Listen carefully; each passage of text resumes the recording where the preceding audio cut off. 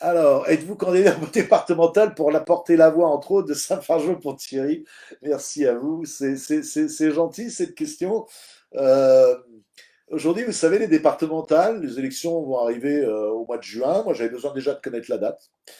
Je pense que j'ai fait un bon travail au départemental, un très bon travail, puisque je préside le CAUE, qui est le Conseil en architecture, en urbanisme et environnement sur le département, et je suis premier vice-président, donc le président administratif, entre guillemets, qui s'occupe de cinéma d'attractivité. C'est-à-dire que c'est la relance du tourisme, la relance des entreprises en ces périodes Covid.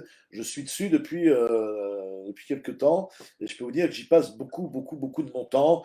Voilà, donc j'ai travaillé sur la marque Vivre en Grand que nous avons sortie au département. Donc voilà, j'ai participé à tout ça. Je peux en parler aisément, ça n'entrera pas dans mes plats de campagne, cette vision, parce que moi, je n'ai pas fait acte de candidature à ce jour. J'ai cru comprendre que les républicains euh, euh, m'ont fait savoir par leur investiture que bah, j'étais pas forcément euh, leur candidat naturel pour aller aux élections départementales. Le contraire m'eût étonné, je vais vous dire pourquoi. Ça a été dans la presse, donc je vais rien dévoiler, mais j'ai été un des premiers, c'était au mois de septembre l'année dernière, quand les Républicains qui m'avaient investi hein, pour la mairie, pour le départemental, et je renie rien, je suis toujours adhérent chez eux, et quand ils m'ont appelé en me disant voilà, nous avons mis Patrick Septier, le président en place, qui est de la famille UDI, je dis tout, euh, mais la prochaine mandature au département, ça sera plus lui. Je dis bon, d'accord, expliquez-moi. Ben voilà, il a fait un intérim, c'était encore gentil. Hein. J'ai vu dans la presse qu'on dit on lui a donné un CDD. C'est méchant, ça. C'est pas humain, ça. On donne pas un CDD à un président du conseil départemental, quoi. Quel manque de respect. Quel manque de respect. Donc on lui a donné un CDD, on met fin à son CDD, et puis quelqu'un d'autre viendra à sa place. Tout le monde, alors je le dis aussi, ça serait Jean-François Parigi, hein, du nord de la Seine-et-Marne. Il veut reprendre le département. Il est député. Il a quitté le département quand il était élu. Il était premier adjoint, premier vice-président. Il a quitté pour aller à l'Assemblée. Et puis là, bah, à première vue, il veut quitter l'Assemblée pour revenir. Voilà, je t'aime moi non plus, ça m'intéresse pas, je reviens. Quelle image de la politique, encore une fois. C'est pas l'idée que je me fais de cette politique. Je l'ai toujours dit, moi, je suis pas un vrai politique. Et donc, quand on m'a annoncé que bah, Patrick Septier, en fin de CDD, on allait lui demander de reprendre un autre poste et qu'un autre président arrivait, je leur ai dit, mais vous n'avez pas le droit de traiter les gens de cette manière-là, c'est pas humain, quoi.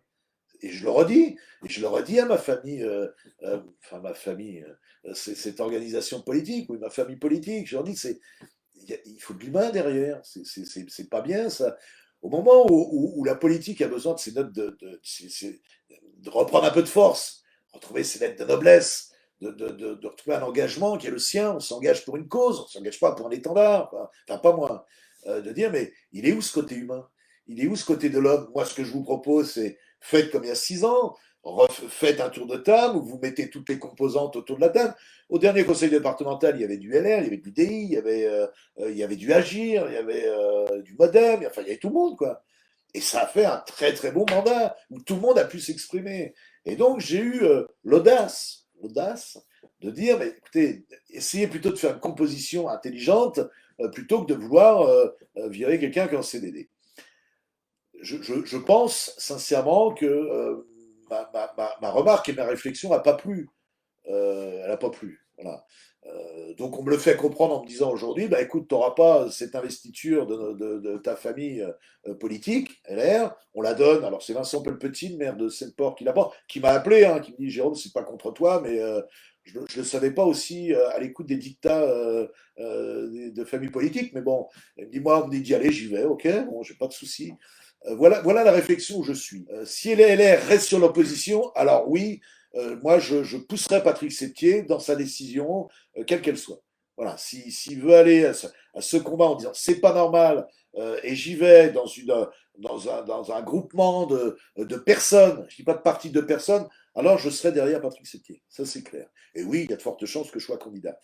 Si ils arrivent à s'entendre, encore une fois, entre la famille qui est actuelle des LR, plus Patrick Septier et d'autres familles, et que dans la discussion, mon nom soit vraiment un désavantage à ce que cette construction pour le département arrive, alors je le dis et je le redis, je ne serai pas celui qui empêcherait d'avoir cette union, ce rassemblement. Je ne participerai pas à ce désordre. Et j'appellerai de mes voeux à ce que cette réunion de famille va agir. Tous ceux qui sont actuellement retournent au département pour un travail de qualité. Et donc, je ne serai ni un problème et je serai un partisan et un grand défenseur. Voilà, donc aujourd'hui, c'est en train de se négocier, ça se discute. Moi, j'en suis pas là. Moi, je reste sur mon territoire, la défense de mes dossiers. J'oubliais un gros travail qu'on a fait avec Véronique, hein, on a ramené un collège quand même. L'ancien conseiller départemental, le général à l'époque, il n'en avait pas ramené un collège. Nous, on a ramené un collège, on a fait plein de choses. Voilà, donc certains écoutent les dictats des familles politiques, dont acte. D'autres, comme moi, on est peut-être moins nombreux, mais c'est mon engagement. Vous me connaissez maintenant pour certains, moi j'ai cet engagement de travailler pour être au service d'eux et non pas se servir d'eux. Et donc je me mettrai toujours au service des administrés. Et c'est ce que j'ai fait avec ce rôle de conseiller départemental dans les actions que j'ai menées. Et si pour aller plus loin dans mes idées, et si Patrick Septier s'engage dans cette démarche, et il l'a dit, qu'il voulait être le rassembleur pour une Seine-et-Marne rassemblée, parce qu'on a des risques quand même hein, sur une élection, je ne vais pas faire de politique là, mais il y a des risques, alors Patrick Septier sait qu'il pourra compter sur moi et je serai à ses côtés. Voilà.